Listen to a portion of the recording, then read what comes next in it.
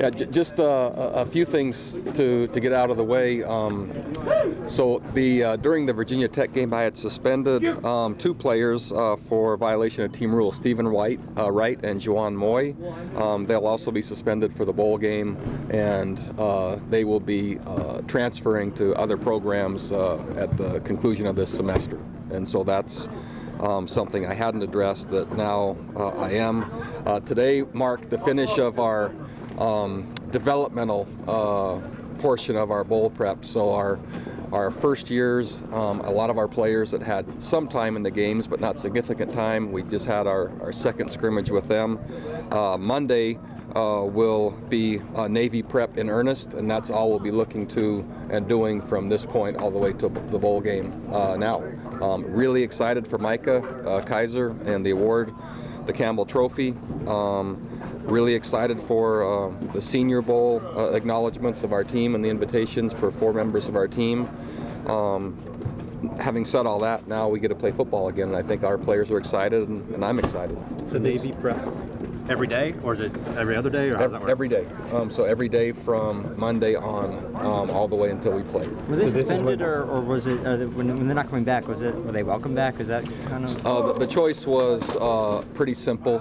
It was stay and re-earn your aid, or so they would be remaining in the program as a walk-on with a chance to re-earn their aid, or they could transfer immediately, and they both chose to transfer.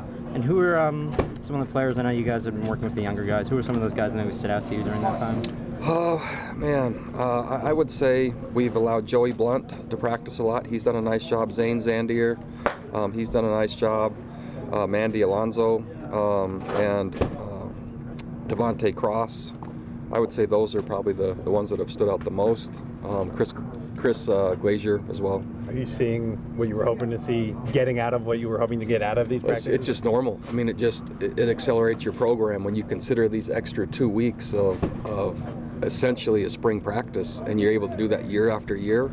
Your program moves forward, and so yeah, we've made a lot of progress with the players we've been working with.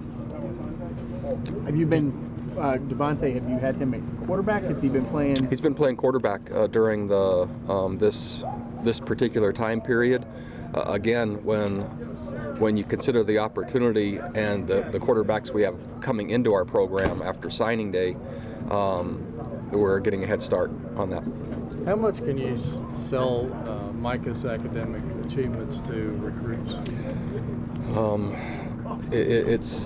I think it's the example, because it's not only academic achievement. The Campbell Trophy is recognizing performance and leadership also. And if you had to select an award I would hope any UVA player would get, I would hope it'd be that one, because it takes into account the academic part, the leadership part, but also the performance part. And so and he has a chance to play in college's most prestigious all-star game, and he's helped us get to a bowl game, and so he's the one that's really driving our culture, and that trophy just symbolizes kind of not only football but all the other things. We call it and what we're hoping to get from everybody.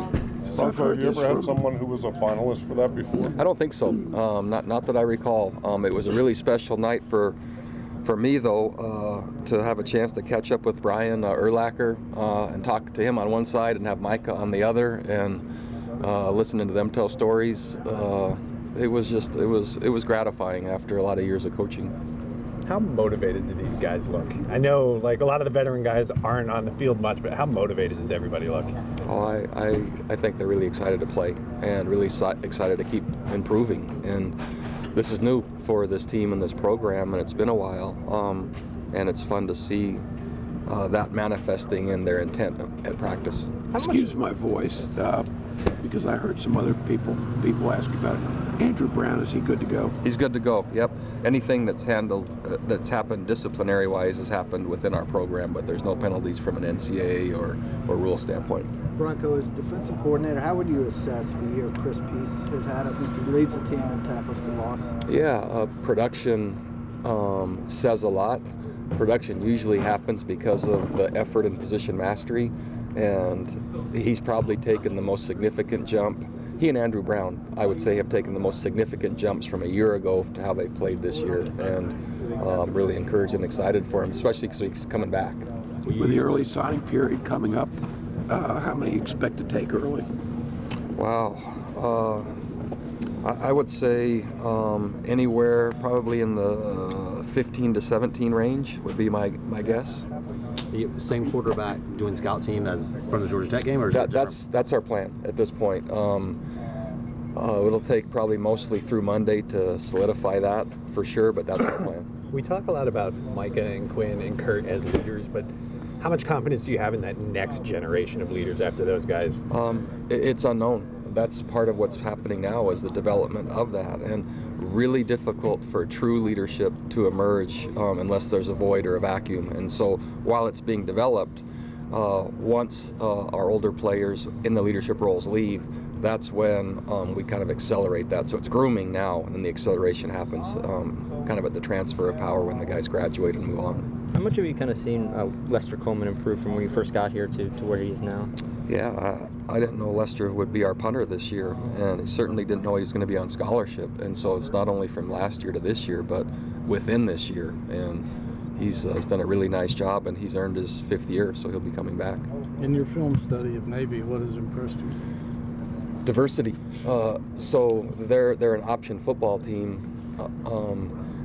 But that's not all they do, and the number of plays, the number of formations, and their approach is more comprehensive and complex, so there's more to defend, and they've done a really nice job expanding on kind of starting from Paul Johnson's system and then going from there. So that's still the core, but certainly takes on more from there than what Georgia Tech does. How much are you stressing the importance of finishing above 500? Oh, I'm stressing it a lot. In the context of it's our next game, and we work as hard as we can to play as well as we can and to win every game. So that just happens to be what's at stake. Now, to say that means you try harder or practice harder, I don't think we can do that. But it's always good just to acknowledge what's out there for us to accomplish. Coach, just to circle back to the recruits for a second. A lot of coaches around the country seem to not be real happy with the early signing period. How do you feel going into your first one? It's a lot to manage while you're practicing for a bowl game. And so, again, I've got to go back to the intent of the rule, which has somehow been lost along the way, and different conferences have proposed different kind of ideas that have kind of come along with it, with spring contact periods and visits and that kind of thing. That was never the intent. The intent was simply to keep everything exactly how it was, and then for kids that had already decided and were passionate to commit early, just to allow them to do so, to make it cleaner for everyone else.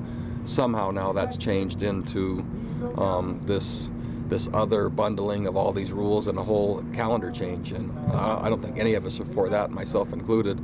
The early signing date, I think an unintended consequence, though, is for playing in postseason, it makes it difficult. It's tough to do both.